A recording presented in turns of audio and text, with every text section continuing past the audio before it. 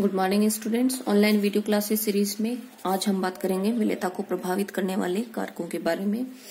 देखिए, विलेयता अपन को दोनों की विलेयता चेक करनी है, धनायन की भी और किसकी, ऋणायन की। चलो सबसे पहले मैं बात कर लेती हूँ धनायन की विलेयता किस प्रकार से चेक करेंगे। तो देखिए, अपने जो धनायन हैं ये दो प्रकार के, या तो वो धनायन किससे रिलेटेड हो, क्षारीय धातु ग्रुप से या क्षारीय मृदा धातु ग्रुप से। क्लियर। अगर ये धनायन क्षारीय धातु वाला हुआ तो देखिए, अगर वहां पे धनायन की साइज बढ़ेगी तो विलेयता भी बढ़ेगी। और फॉर एग्जाम्पल देखिए, मैं आप लोगों के सामने रखती हूं। देखिए, LIF, NAF, KF, RBF और CSF। अब चलो अपन को इनमें चेक करना है। देखिए, यहाँ पे ऋणायन सब में सेम है, फ्लोराइड फ्लोराइड फ्लोराइड। अब धनायन देखेंगे, lithium, sodium, potassium, rubidium and caesium. तो आप देख रहे हो ये किससे रिलेटेड है, क्षारीय धातु से। तो जैसे जैसे साइज बढ़ेगी वैसे वैसे इनकी विलेयता बढ़ेगी। तो ऑर्डर बोलो क्या ये हो जाएगा, क्या सबसे ज्यादा विलेयता बोलो किसकी हो जाएगी, सीजियम फ्लोराइड की। क्लियर, ये तो बात हो गई है। अब देखिए, क्षारीय मृदा धातु में क्या बात करते हैं। अगर मान लीजिए कैटायन क्षारीय मृदा धातु का है तो जैसे जैसे उसकी साइज बढ़ेगी वैसे वैसे विलेयता का मान घटेगा। क्लियर, इसको आप ध्यान में रखेंगे। जैसे मैं अगर एग्जांपल लूं, MgSO4, CaSO4, SrSO4 and BaSO4, तो यहाँ पे देख रहे हो आप, ये जो अपना ऋणायन है ये तो सेम है, लेकिन अब देखिए यहाँ पे जो धनायन है वो कौन किसका है, क्षारीय मृदा धातु से रिलेटेड है।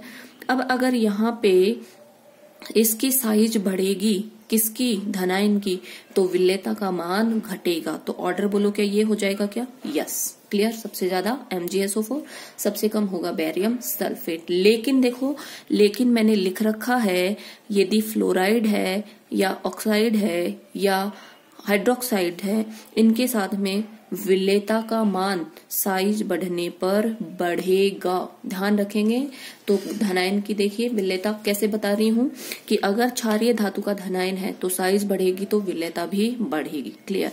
क्षारीय मृदा धातु के लिए आप देखेंगे कि साइज बढ़ेगी तो विलेयता का मान घटेगा, लेकिन इन तीन के साथ में बोलो क्या होगा, साइज बढ़ेगी तो विलेयता का मान भी बढ़ेगा।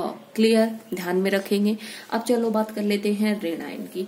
अगर ये ऋणायन क्षारीय धातु और क्षारीय मृदा धातु के साथ में है तो जैसे जैसे उसकी साइज बढ़ेगी वैसे वैसे उसकी विलेयता भी बढ़ेगी। लेकिन अगर ये ऋणायन संक्रमण धातु की धातु के साथ में है तो जैसे जैसे ऋणायन की साइज बढ़ेगी वैसे वैसे विलेयता का मान घटेगा। वेरी वेरी इंपॉर्टेंट, तो ध्यान में रखेंगे। देखना कैसे है, मान लीजिए जैसे यहाँ पे मुझे क्या पता पड़ेगा, मुझे किसकी सॉल्युबिलिटी चेक करनी है। तो यहाँ पे आप देख सकते हो सब जगह पे ऋणायन सेम है, तो इसका मतलब वेरी कौन कर रहा है यहाँ पे, धनायन। तो जो अपन सॉल्युबिलिटी देखेंगे वो बोलो किसकी देखेंगे, धनायन की। क्लियर। फिर धनायन में भी मैंने आपको दो तरीके से बताया, आपको देखना है क्षारीय धातु का है या क्षारीय मृदा धातु का है। तो आपको ध्यान रखना है, अगर क्षारीय धातु का होगा तो साइज बढ़ेगी तो वैसे वैसे विलेयता बढ़ेगी, लेकिन अगर क्षारीय मृदा धातु का हुआ तो जैसे जैसे साइज बढ़ेगी वैसे वैसे विलेयता घटेगी, लेकिन इनके साथ में साइज बढ़ने पे विलेयता बढ़ेगी। और एनायन के केस में आप देखेंगे कि अगर वो एनायन क्षारीय धातु या क्षारीय मृदा धातु के साथ में जुड़ा हुआ है तो जैसे जैसे उसकी साइज बढ़ेगी वैसे वैसे विलेयता बढ़ेगी, लेकिन अगर वो संक्रमण धातु के साथ में जुड़ा हुआ है तो जैसे जैसे उसकी साइज बढ़ेगी वैसे वैसे विलेयता का मान कम होगा। क्लियर, ये तो बात हुई सॉल्युबिलिटी की।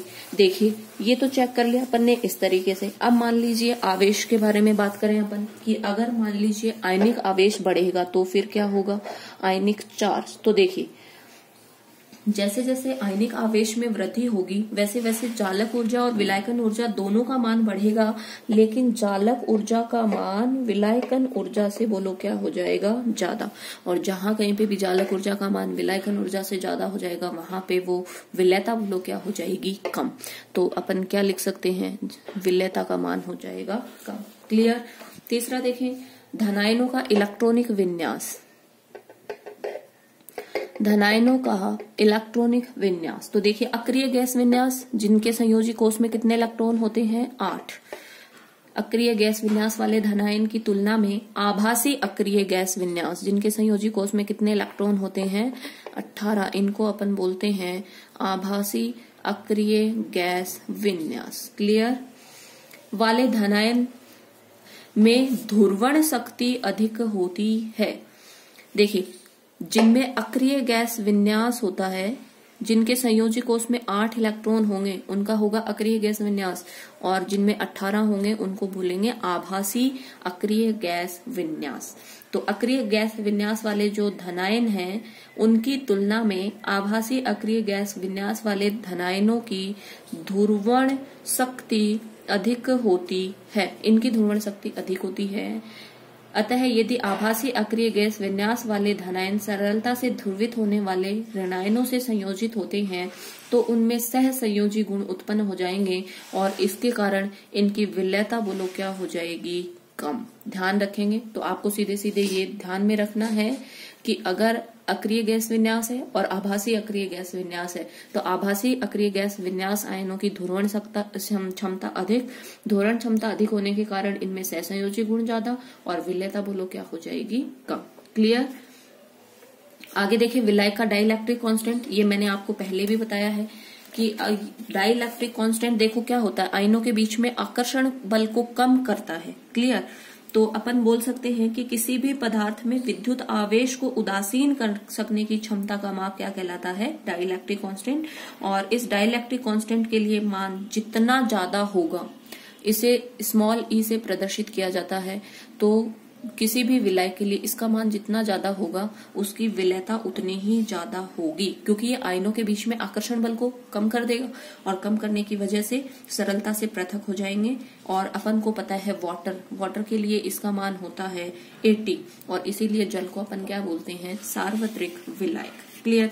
आगे देखिए, तापक्रम।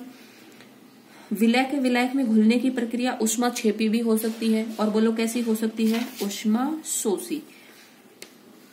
तो ऊष्माक्षेपी अभिक्रियाओं के लिए अपन को पता है अभिक्रिया एंथैल्पी का मान ऋणात्मक होता है, और अभिक्रियाओं के लिए देखिए ऊष्माक्षेपी और ऊष्माशोषी। तो यहाँ पे डेल एच का मान बोलो कैसा होता है, नेगेटिव, यहाँ डेल एच का मान बोलो कैसा होता है, पॉजिटिव। क्लियर। तो अगर यहाँ पे आप टेम्परेचर बढ़ाएंगे लासा-तिलिय नियम के अनुसार, तो विलयता बोलो क्या हो जाएगी, कम, और यहाँ पे अगर आप टेम्परेचर बढ़ाएंगे तो विलयता बोलो क्या होगी, ज्यादा। ध्यान रख लेंगे। तो ध्यान रखेंगे, ऊष्माक्षेपी अभिक्रियाओं के लिए ताप बढ़ाने पर विलयता कम होगी, ऊष्माशोषी अभिक्रियाओं के लिए ताप बढ़ाने पर विलयता का मान क्या होगा, बढ़ेगा। क्लियर। ये कुछ बातें थी जो अपन को विलयता के बारे में पढ़नी थी।